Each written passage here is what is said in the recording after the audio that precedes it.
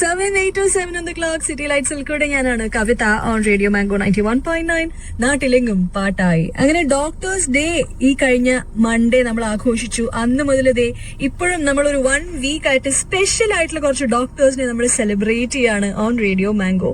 Special ആയിട്ടുള്ള doctors എന്ന് പറയുമ്പോൾ ഒരു വർക്കിൽ സ്പെഷ്യൽ ആയിട്ട് അവരെ സ്പെഷ്യലൈസേഷൻ എന്നുള്ള രീതിയിലല്ല, അതിന്റെ എക്സ്ട്രാ കരിക്കുലർ ആക്ടിവിറ്റി എന്നൊക്കെ പറഞ്ഞ് നമ്മൾ പണ്ട് പഠിച്ചതിനെ ഇപ്പോഴും പാഷനായിട്ട് കൂടെ കൊണ്ടുപോകുന്ന സ്പെഷ്യലി ടാലന്റഡ് ആയിട്ടുള്ള ഡോക്ടേഴ്സിനെയാണ് നമ്മൾ പരിചയപ്പെട്ടുകൊണ്ടിരിക്കുന്നത്.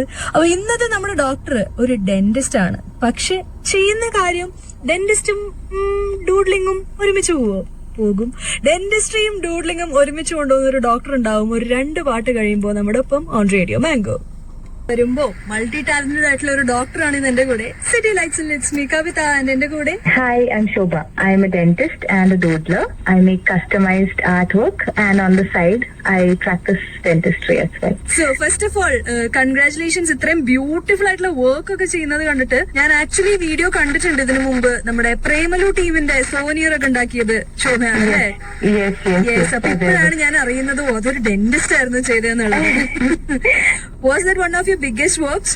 Yes, definitely. One of my most ഏറ്റവും മനസ്സ് നിറഞ്ഞ ഒരു വർക്കും കൂടിയായിരുന്നു അത്. ഒരു ഗിഫ്റ്റ് ക്യൂറേറ്റർ ആണ് എനിക്ക് ആ വർക്ക് തന്നത്, ഗിഫ്റ്റ് ഓഫ് ദ പ്രസന്റ് എന്നും പറഞ്ഞ്. It was her idea. നമുക്ക് ആ ഒരു ടൈറ്റിലിന്റെ അകത്ത് can we do the story എന്നുള്ളത്, എൻറ്റയർ സ്റ്റോറി. പക്ഷെ ഇത്രയും ചെറിയൊരു ആ ഒരു ടൈറ്റിൽ ഡിസൈൻ്റെ അകത്ത് നമ്മള് എഴുതിയേക്കണേന്റെ ഷേപ്പിന്റെ ഉള്ളിൽ തന്നെ വരണം അല്ലേ? അതിന്റെ ഉള്ളിൽ തന്നെ വരണം, അത് എല്ലാം വരണം. എനിക്ക് ചെറിയ ഡീറ്റെയിലിംഗ് ഇച്ചിരി ഒബ്സഷൻ ഉള്ളത്. അപ്പൊ അവരിട്ടേക്കണ ഷർട്ട് വരണം, ആ സീനിൽ അവരിട്ട ഷർട്ട്, അവരുടെ മമ്മിത്തയുടെ തല ബാങ്ക്സ് ഉണ്ടല്ലോ അത് വരണം, എല്ലാം ഇച്ചിരി ഒരു സന്തോഷം കിട്ടും അങ്ങനെ ചെയ്യുമ്പോൾ. പിന്നെ ഞാൻ എല്ലാം ഹാൻഡ് ഡ്രോ ചെയ്യുന്നതുകൊണ്ട് ഡിജിറ്റലി പ്രിന്റബിൾ ആക്കിയത് ഒരു ഇലസ്ട്രേറ്റർ ആണ്. അപ്പം ഒരു ടീം വർക്ക് ആയിരുന്നു. എത്ര സമയം എടുത്ത വർക്കാണ് ഇത്? ആദ്യത്തെ സാമ്പിൾ ഡ്രാഫ്റ്റ് എല്ലാം തിരിച്ചു കിട്ടി, പിന്നെ കറക്ഷൻ എല്ലാം ചെയ്ത് ഡിജിറ്റലൈസ് എല്ലാം ചെയ്ത് വന്നപ്പം ഒരു 14 ഡേയ്സോളം എടുത്തു. Okay, and how was the response from the team? Oh, it was very nice. It was extremely heartwarming to watch. Stars അത് പിടിച്ച് ഇതിലിങ്ങനെയുണ്ടോ എന്നുള്ള രീതിയിൽ they were also looking. അപ്പൊ അത് ഭയങ്കര ഒരു എന്താ പറയുക, മനസ്സ് ശരിക്കും നിറഞ്ഞു. ഞാൻ എന്റെ കുട്ടി റൂമില് ഒരു ചെറിയ ടേബിളിൽ ഇരുന്ന് വരച്ചൊരു സാധനം അവരിങ്ങനെ ഇരുന്ന് നോക്കുമ്പോൾ ശരിക്കും ഒരു ഭയങ്കര ഹാപ്പി മൊമെന്റായിരുന്നു. റേഡിയോ മാംഗോ 91.9 ആൻഡ് എന്റെ കൂടെ Hi, I'm Shobha. I'm a dentist and a doodler. വേറെ എന്തൊക്കെ ഡൂഡ്ലിംഗ് വർക്ക്സ് ഒക്കെയാണ് ചെയ്യുന്നത്? ഫ്രെയിംസ് ചെയ്യും, കുട്ടി മാഗ്നറ്റ്സ്, കീ ചെയിൻസ്, വാൾ മ്യൂറൽസ് എല്ലാം ഹാൻഡ് ഡ്രോൺ ആയിട്ടാണോ ചെയ്യണേ? അയ്യോ യെസ്, എല്ലാം ഹാൻഡ് ഡ്രോൺ ആണ്. ഡിജിറ്റൽ ഇന്ത്യയിലേക്ക് വന്നില്ലേ? എല്ലാരും ഡിജിറ്റൽ ചെയ്യുമല്ലേ. അപ്പൊ നമുക്ക് കുറച്ച് നമ്മുടെ ഒരു ട്രഡീഷണൽ അങ്ങനെ കൊണ്ടുപോകണം, നമ്മുടെ ട്രേഡ് മാർക്ക്. അതെ അതെ. അപ്പൊ ഏറ്റവും കൂടുതൽ ഓർഡേഴ്സ് വരുന്നത് എന്ത് ടൈപ്പ് ഓഫ് പ്രോഡക്റ്റിനാണ്? ലൈഫിന് ഡൂഡിൽ വന്നിട്ട് ഒരു ഫ്രെയിം ഉണ്ട് എന്റെ. 25th or 30th wedding anniversary ആണെങ്കിൽ അവർ മീറ്റ് ചെയ്ത ദിവസം തൊട്ട് അവരുടെ ഈ ആ ഒരു മൈൽ സ്റ്റോൺ ദിവസം വരെ ഉള്ള എല്ലാ മെമ്മറീസ്, അവർ ആദ്യം പോയി കണ്ട സിനിമ, ആദ്യമായിട്ട് മീറ്റ് ചെയ്തപ്പോ ഇട്ട ഡ്രസ്സ്, അങ്ങനത്തെ ചെറിയ ചെറിയ കാര്യങ്ങളൊക്കെ കസ്റ്റമർ ഇങ്ങനെ പറയും. ഞാൻ അതേപോലെ അത് റീക്രിയേറ്റ് ചെയ്ത് കൊടുക്കും. പക്ഷെ ഇതൊക്കെ പറയുന്നതിനിടയിൽ ഒരു ഡെന്റിസ്റ്റ് ആണെന്നുള്ള കാര്യം മറന്നു പോരുതല്ലോ. ഇത് എങ്ങനെയാണ് മാനേജ് ചെയ്യുന്നത്? ഞാൻ ഫ്രീലാൻസ് ഡെന്റിസ്റ്റ് ആണ്.